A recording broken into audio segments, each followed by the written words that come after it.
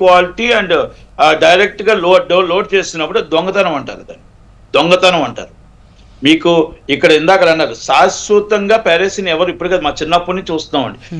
దాన్ని అక్కడ అడపా పెరసి అవుతూనే ఉంటది. కాకపోతే అక్కడ క్వాలిటీ కొంచెం బాగుంటది, సినిమా థియేటర్ లో కరెక్ట్ గా తీయలేరు, అవన్నీ పక్కన పెట్టేసి ఇప్పుడు థియేటర్ లో కూడా సీరియల్ నెంబర్తో సైతం సీసీ కెమెరాలు వచ్చాయి, అవి కూడా సెక్యూరిటీ ఉన్నాయి.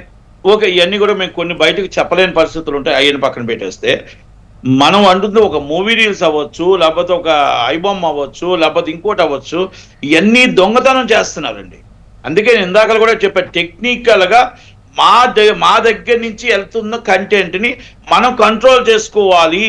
మా కంటెంట్ దొంగతనం అవుతుంది అని చెప్తాం. పెరేసీ కాదండి, ఇది కంటెంట్ దొంగతనం అవుతుంది, మా ఆర్టిస్ట్ కు దొంగతనం జరుగుతుంది కనుక మా ఇండస్ట్రీ నుంచే ఎక్కడో జరుగుతుంది, దాని మీద ఎంక్వైరీ పెట్టాలి అని అన్నాం.